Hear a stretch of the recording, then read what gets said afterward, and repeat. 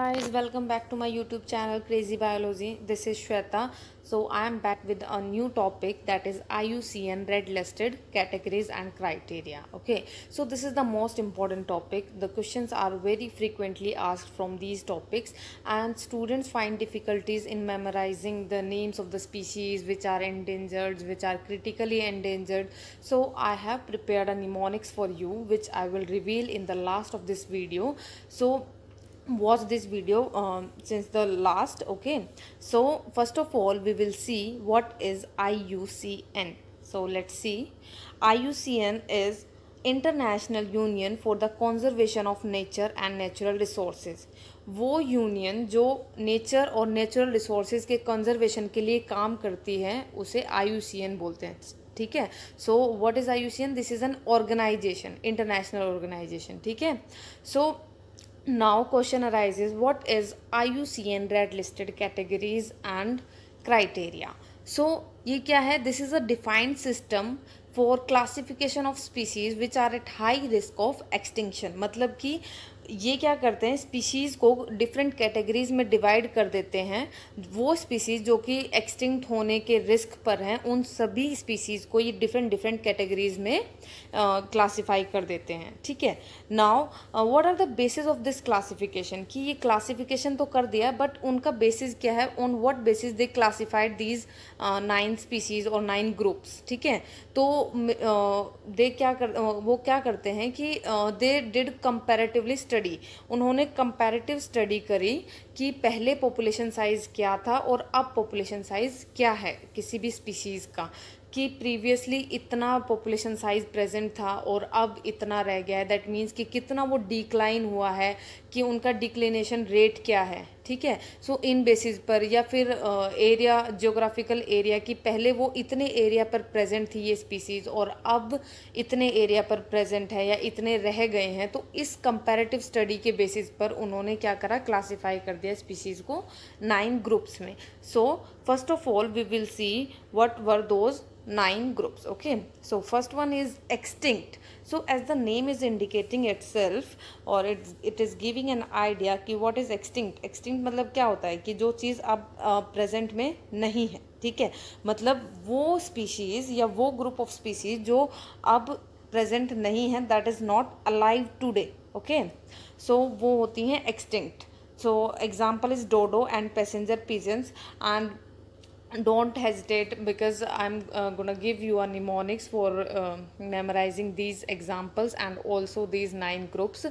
So first of all I am just explaining what are these 9 groups. Okay, and after that we will memorize these things with the help of mnemonics. Okay, so second one is extinct in wild. what it means? extinct in wild का मतलब ये है कि वो species जो अपने wild areas में, मतलब अपने native areas में they are not present but they are present in cultivation और इन द कैप्टिविटी एरिया। मतलब कि वो एनिमल्स जो वाइल्ड एरियाज में तो एक्सटिंक्ट हो चुके हैं, मतलब they are not present in wild areas, but we can find them in captive areas. Like उनको कंजर्वेशन के लिए they are present in a special area जहाँ पर उनको कंजर्व किया गया है, but in native areas they are not present. और ऐसे अगर प्लांट्स की बात करें तो वाइल्ड एरियाज में वो हमें नहीं मिलेंगे if we try to find out those species. But अगर उनको कल्टीवेशन एरिया में देखा जाए, मतलब उनको कल्टीवेट तो किया जाता है बट नेटिवली वो नहीं मिलेंगे। ठीक है, and the third one is threatened species. अब थ्रेटन्ड स्पीशीज़ क्या होती हैं? किसी भी स्पीशीज़ को थ्रेटन्ड कहने के लिए उसे डिफरेंट क्राइटेरिया को फॉलो करना होता है। वो क्राइटेरिया क्या क्या होते हैं? कि मतलब उसका पॉपुलेशन साइज़ कितना है, या उसका जियोग्राफिकल एरिया कितना है, कि वो कितने एरिया पर वो स्पीशीज़ रह रही है। ठीक है, और उसका पॉपुलेशन में कितना रिडक्शन हुआ है, क्या उसका डिक्लिनेशन रेट है। तो उस बेसिस पर हम किसी भी स्पीसीज़ को थ्रेटन्ड स्पीसीज़ कहते हैं। अब ये थ्रेटन्ड स्पीसीज़ के भी फर्दर 3 कैटेगरीज होती हैं। कौन कौन सी होती हैं? Critically endangered and vulnerable. Okay, so first of all we will see what is critically endangered. critical मतलब क्या होता है? कि they are at high extreme level of risk, मतलब कि वो एक्सट्रीम लेवल रिस्क पर है, मतलब वो कभी भी एक्सटिंक्ट हो सकती हैं। उनकी बहुत कम स्पीसीज़ जो है अभी प्रेजेंट है और वो कभी भी किसी भी टाइम एक्सटिंक्ट हो सकती हैं, ठीक है।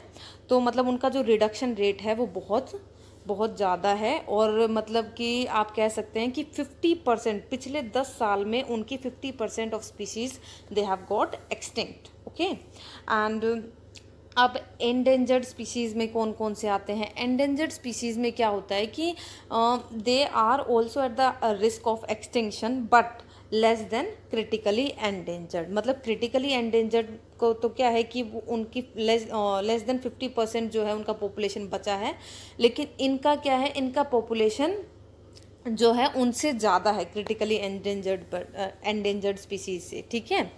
और मतलब कि उधर क्या हो रहा था कि 10 साल में 50% जो है वो एक्सटिंक्ट हो चुके थे, बट इनमें क्या है एंडेंजर्ड में कि एटलीस्ट 20% जो है वो 20 साल के अंदर 20% एक्सटिंक्ट हुए हैं। मतलब कि इनका पॉपुलेशन अभी भी ज़्यादा है as compare to the critically endangered. इनके एग्जाम्पल हम लोग लास्ट में करेंगे। And now is the vulnerable. So what are vulnerable? Vulnerable, they are not critically endangered or not endangered, but उनको क्या होता है कि they are at high risk of becoming endangered। मतलब कि अभी तक तो वो endangered भी नहीं है और critically endangered भी नहीं है, but उनका जो डिक्लिनेशन रेट है वो इस तरीके से बढ़ रहा है कि वो किसी भी टाइम एंडेंजर्ड और क्रिटिकली एंडेंजर्ड की कैटेगरी में आ सकते हैं, ओके।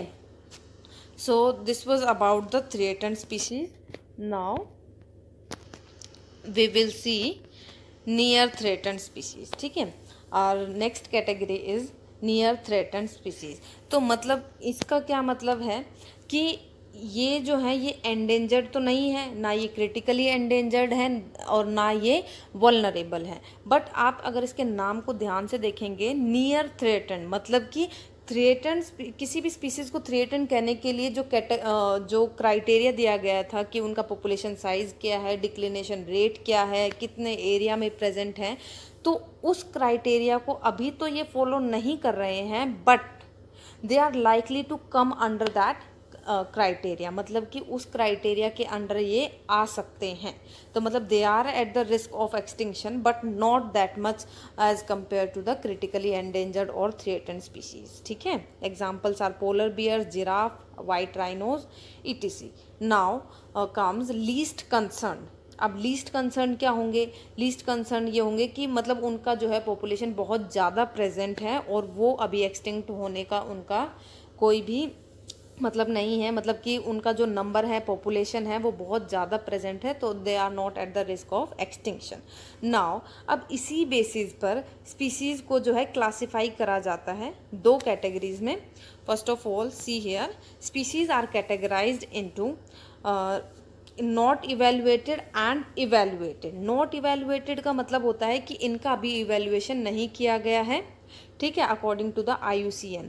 और जो दूसरी कैटेगरी है दैट इज इवेल्युएटेड, मतलब जिनको इवेल्युएट करके देखा गया है और इनको डिफरेंट डिफरेंट कैटेगरीज में डिवाइड करा गया है। सो first of all is evaluated में डेटा डेफिशिएंट। डेटा डेफिशिएंट मतलब इन स्पीसीज़ के बारे में अभी तक जो है प्रॉपर डेटा अवेलेबल नहीं है, ठीक है, इसीलिए इनको अलग ग्रुप में ही डिवाइड कर दिया गया है, क्योंकि अभी इन स्पीसीज़ का डेटा ही अवेलेबल नहीं है, तो how can we study about these species, okay. Now our second categories is adequate data, मतलब जिनका प्रॉपर डाटा हमारे पास प्रेजेंट होता है। सो एडिक्वेट डाटा में हमारे पास आते हैं extinct. First of all extinct मतलब कि जो एक्सटिंक्ट हो चुके हैं। Second one is extinct in wild, जो वाइल्ड एरिया से एक्सटिंक्ट हो चुके हैं but they can be found in cultivated areas. Now the third one is threatened. Threatened में I told you there are 3 more categories: critically endangered, endangered and vulnerable. And next one is near threatened. Near threatened का मतलब क्या होता है कि वो अभी तक तो threatened species के कैटेगरी में नहीं है, ठीक है, but they can fall under these categories anytime. And the last one is the least concern, मतलब कि they are present in a more amount or more number, so they are not at the risk of extinction, okay. Now we will see the mnemonics to memorize these things.